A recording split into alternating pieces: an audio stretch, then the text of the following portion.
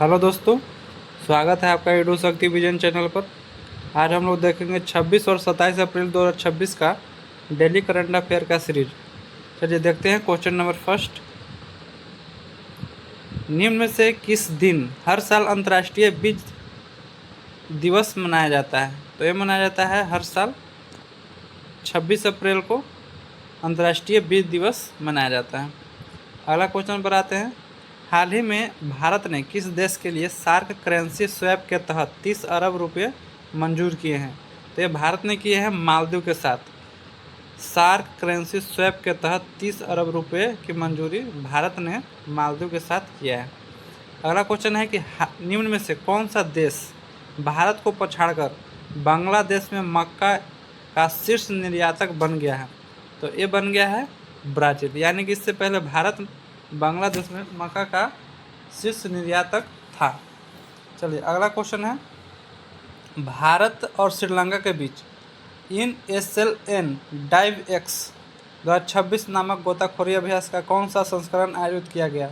तो यह किया गया है चौथा संस्करण। कौन सा? चौथा। अगला कि निम्न में से किस राज्य सरकार ने UPSC परीक्षा उत्तीर्ण करने वालों के लिए CM इंस्पायर योजना शुरू की है? तो ये किया है मेघालय सरकार ने। UPSC परीक्षा उत्तीर्ण करने वालों के लिए CM इंस्पायर योजना शुरू की है मेघालय सरकार ने। अगला क्वेश्चन है। निम्न में से किस शहर में चौथा भारत अफ्रीकी फोरम शिखर सम्मेलन आयोजित किया जाएगा? तो ये किया जाएगा नई दिल्ली में। कहाँ में? नई दिल्ली में। अगला क्वेश्चन है दोस्तों। निम्न में से किसने हाल ही में लॉन्च की गई the curious and the classified unearthing military myth and mystery नामक किताब लिखी है? तो ये किसने लिखे हैं? मनोज मुकुंद नरवाने ने। मनोज मुकुंद नरवाने ने हाल ही में the curious and the classified unearthing military myth and mystery नामक किताब लिखी है। अगला क्वेश्चन है। ऑस्कर विजेता डीन ताबूलारिस का 93 वर्ष की आयु में निधन हो गया है। वे कौन थे? तो वे कौन थे? ये थे प्रोडक्शन डिजाइनर। कौन थे? प्रोडक्शन डिजाइनर थे ऑस्कर विजेता डीन ताबूलारिस, जिनका भी 93 वर्ष की आयु में निधन हो गया। अगला क्वेश्चन है। निम्न में से किसे वियना में चौथा जेंडर इक्वालिटी मोबिलाइजेशन पुरस्कार प्रदान किया गया है? तय किया गया है गुंटूर नगर निगम को। जेंडर इक्वालिटी मोबिलाइजेशन पुरस्कार गुंटूर नगर निगम को प्रदान किया गया है। अगला क्वेश्चन है कि निम्न में से किसने नवजात शिशुओं के लिए पहली मलेरिया दवा को मंजूरी प्रदान की है? तो ये की है विश्व स्वास्थ्य संगठन WHO ने नवजात शिशुओं के लिए पहली मलेरिया दवा को मंजूरी प्रदान की है।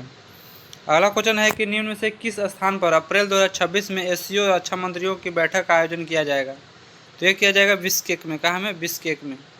अगला क्वेश्चन है कि निम्न में से किसे हाल ही में नीति आयोग का उपाध्यक्ष नियुक्त किया गया है? तो ये नियुक्त किया गया है किसको? अशोक लाहिड़ी को। नीति आयोग का उपाध्यक्ष अशोक लाहिड़ी को नियुक्त किया गया है। निम्न में से कौन IPL के इतिहास में 800 बाउंड्री लगाने वाले पहले खिलाड़ी बन गए हैं? तो ये हैं विराट कोहली, जो 800 बाउंड्री लगाने वाले पहले खिलाड़ी बन गए हैं। अब देखते हैं 25 अप्रैल 2026 का रिवीजन सीरीज का करंट अफेयर है, जो 25 अप्रैल को कराया गया था। चलिए इसको भी देखते हैं फटाफट। पहला क्वेश्चन है कि हाल ही में किस देश ने 15 साल से कम उम्र के बच्चों के लिए सोशल मीडिया तक पहुंच सीमित करने हेतु नया कानून पारित किया है? तो ये किया है तुर्की ने। किसने? तुर्की ने 15 साल से कम उम्र के बच्चों के लिए सोशल मीडिया तक पहुंच सीमित करने हेतु नया कानून पारित किया है। अगला क्वेश्चन है कि SAFF महिला चैंपियनशिप 2026 का आयोजन किस राज्य में किया जाएगा? तो ये किया जाएगा गोवा में। कहाँ में? गोवा में SAFF महिला चैंपियनशिप 2026 का आयोजन किया जाएगा। अगला क्वेश्चन है कि नॉस्कॉम का नया अध्यक्ष हाल ही में किसे नियुक्त किया गया है? तो यह किया गया है श्रीकांत वेलामाकनी को नॉस्कॉम का नया अध्यक्ष नियुक्त किया गया है। अगला क्वेश्चन है कि भारत का पहला एकीकृत कृषि खुफिया पारिस्थितिकी तंत्र किसने लॉन्च किया है? तो किया है IIT रोपड़ ने भारत का पहला एकीकृत कृषि खुफिया पारिस्थितिकी तंत्र लॉन्च किया है। अगला क्वेश्चन है कि एक नई पादप प्रजाति स्टोरेथेरा औरोग्लोसा की खोज किस राज्य में की गई है? तो की गई है अरुणाचल प्रदेश। कहाँ में?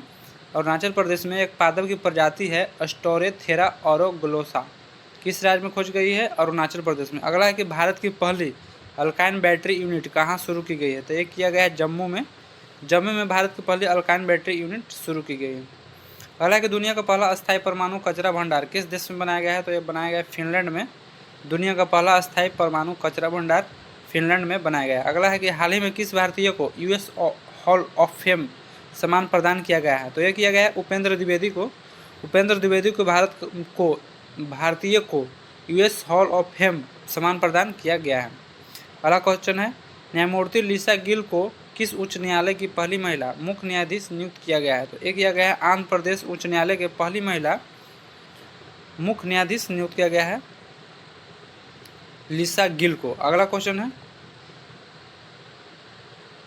भारतीय रिजर्व बैंक की केंद्रीकृत भुगतान प्रणाली में शामिल होने वाली पहली फिनटेक कंपनी कौन बन गई है? तो ये बन गई है पे पॉइंट इंडिया। कौन बन गई है? पे पॉइंट इंडिया। अगला कि भारत के प्रमुख वैश्विक जल कार्यक्रम इंडिया इंटरनेशनल वाटर वीक के 9वें संस्करण का उद्घाटन कहाँ किया गया है? ये किया गया है नई दिल्ली में। अगला है कि एआई स्मार्ट शहरों की योजना के लिए भारत ने किस देश के साथ डेटा समझौता किया है? तो यह किया गया है जापान के साथ। विश्व मलेरिया दिवस हर साल किस दिन मनाया जाता है? तो ये मनाया जाता है 25 अप्रैल को। इस तरह से हम लोगों ने आज का करंट अफेयर का सीरीज और रिवीजन का सीरीज पूरा किया है। मिलते हैं नेक्स्ट वीडियो में, तब तक के लिए धन्यवाद, थैंक यू।